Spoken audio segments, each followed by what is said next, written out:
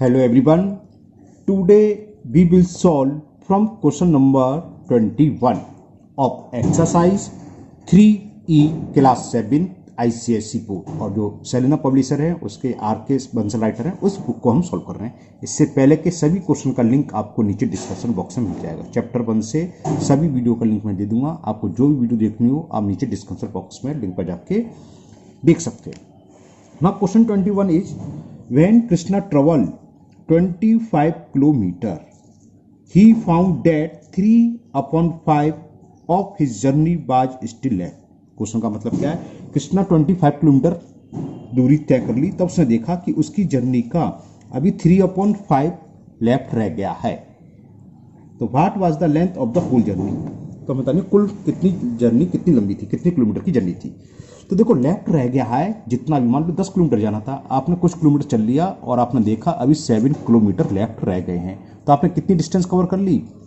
Total journey में से हम क्या करें, 7 को माइनस कर दें, है ना। और फ्रैक्शन में क्या माना जाता है, होल को हमेशा 1 माना जाता है। तो लेफ्ट जर्नी रहेगी 3/5, तो कवर या ट्रेवल कितनी हो गई, 1 में से 3/5 सब्ट्रैक्ट कर दें, है ना। चलो मैं लिखता हूं, कृष्णा ट्रेवल्ड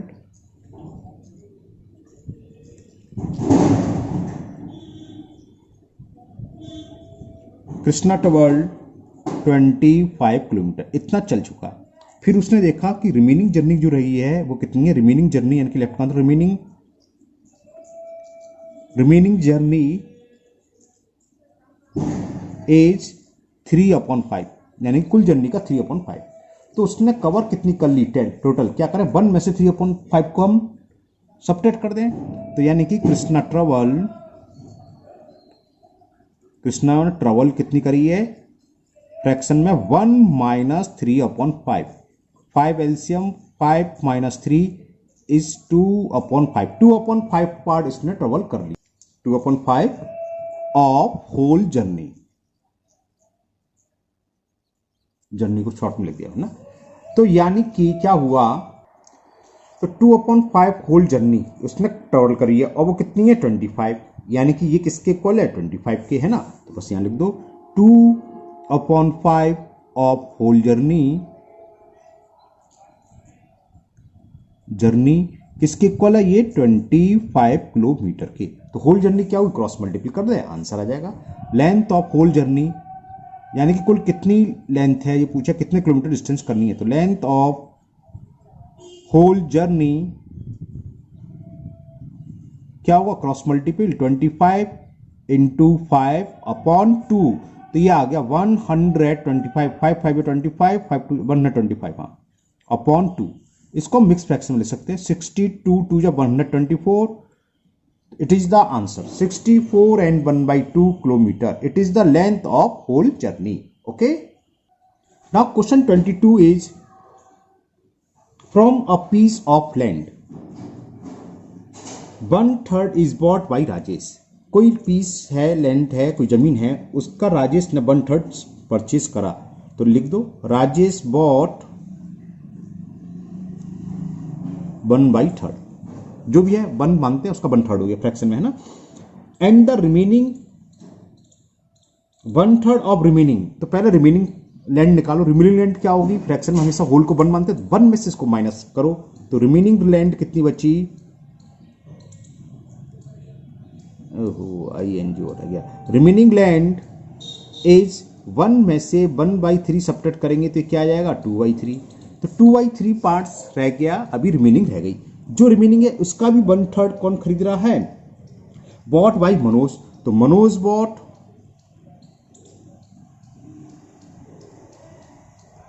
इसका 1/3 यानी कि 1/3 किसका, 2/3 का। तो ये कितना खरीदा, 1 में से 2 से मल्टीप्लाई करा, 1 × 2 और 3 3 9, 2/9 खरीद लिया मनोज ने। ओके, फिर लग रहा है if 600 square metre land still left unsold, यानी कि अभी भी बेचने के लिए 600 स्क्वायर मीटर लैंड बची है। तो find the total area of peace of land. तो क्या होगा, देखो बची कितनी, रिमेनिंग लैंड थी 2/3, 2/3 में से इतनी मनोज ने खरीद ली। मान लो 100 गज थी, 100 गज में से मनोज ने 75 गज खरीद ली, 75 गज, तो कितनी बची, 100 में से 75 सेपरेट कर दें, यानी कि 25। हमारे पास कुल इतनी लैंड है, उसका इसमें से 2/9 हमने बेच दी या मनोज ने खरीद ली, तो बची कितनी? तो नाउ रिमेनिंग लैंड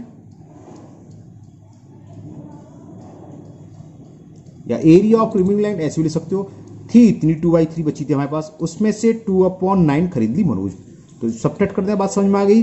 3 और 9 का एलसीएम 9, 3 का डिवाइड 9 में 3 3 जा 9, 3 2 जा 6, 9 का डिवाइड 9 में 1 और 1 2 जा 2, तो कितना आ गई? 4/9 आ गई, है ना। अब अकॉर्डिंग टू क्वेश्चन ये हमें दे रखी है कि हमारे पास बेचने के लिए क्या है, 600 square metre land is still left unsold, यानी कि 4/5 क्या है? अनसोल्ड है ना। तो 4/9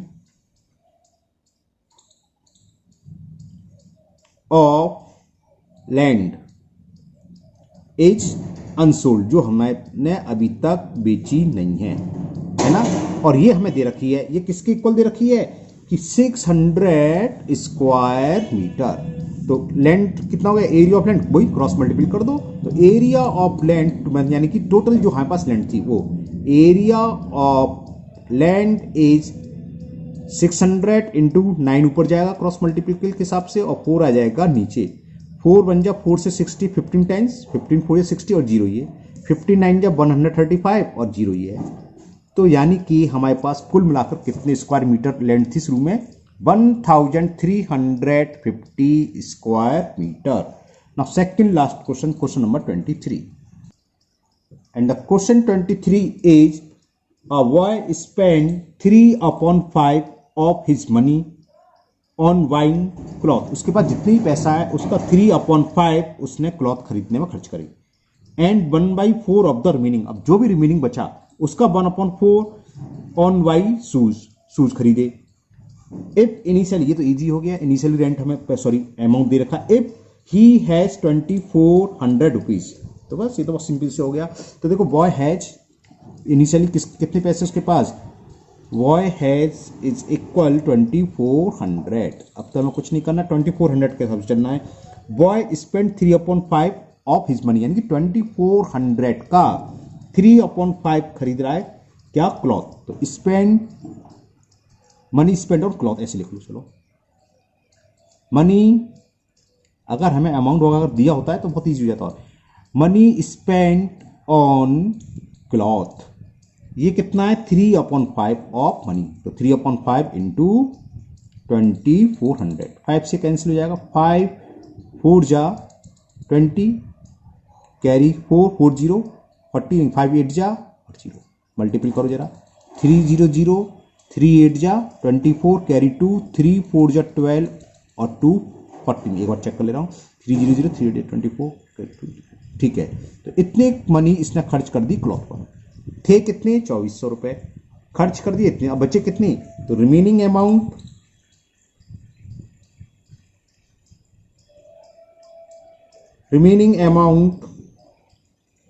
इज 2400 माइनस 1440। सब्ट्रैक्ट करें, 0 में से 0 सब्ट्रैक्ट करा 0, बोरो लिया, 10 में से 4 सब्ट्रैक्ट करा 6, यहाँ 3 रह गया, 3 से 4 नहीं जाएगा, बोरो ले लिया, 13 में से 4 गया 9, तो 960 रुपीज को इसके पास रिमेनिंग रह गए। ओके, अब क्या करा इसने? ये पूछा है कि how much did he spend on shoe, और शू पर कितना खर्च कर रहा है वो गिवन है कि 1/4 और द रिमेनिंग, जो बचा है इसका 1/4। तो मनी स्पेंड ऑन शूज ये पूछा है, निकल आएगा से सीधा, मनी स्पेंड ऑन शू कितना है? रिमेनिंग का 1/4, यानी कि 1/4 इंटू रिमेनिंग अमाउंट, और वो है 960। 4 से कैंसिल कर दो, 4 बन जा, 4 2 जा 8, 4 4 जा 0, तो कितना आंसर आ गया? 240 रुपीज। सेम क्वेश्चन नंबर 24 है, बस इसमें रिमेनिंग नहीं है, सेम डिजिट्स हैं। क्वेश्चन 24 है, अ boy spend 3/5 of his money on buying cloth, तो क्लॉथ का तो सेम आ जाएगा क्योंकि सेम चीज दे रखी है, 1440 आ जाएगा। फिर कह रहा है and 1/4 of his money by buying shoes, if initially he has 2400 how much did he spend of shoe. Easy है, इसमें बस ये नहीं दे रखा, रिमेनिंग यहाँ था, रिमेनिंग का 1/4 है ना, यहाँ रिमेनिंग का नहीं, टोटल का 1/4। तो सीधा सीधा निकलाएगा ये। तो आगे हमें कुछ नहीं करना, समझ में आ रहा है? दोबारा से सुन लो। A boy spend 3/5 of his money of buying cloth and 1/4 of his money on buying shoe. If initially he has, तो बॉय के पास कितने रुपीज है वो लिख लो। सेम डिजिट से ऊपर वाले की तरह, सेम ऊपर वाला क्वेश्चन है, बस रिमेनिंग पार्ट था उसमें, रिमेनिंग नहीं है। तो boy has is equal 2400 rupees. पूछा है how much did he spend on shoe, और शू कितना खरीद रहा है 1/4 और टोटल मनी जो भी है, तो इसका 1/4 निकलना सीधा सीधा। तो spend, money spend on shoe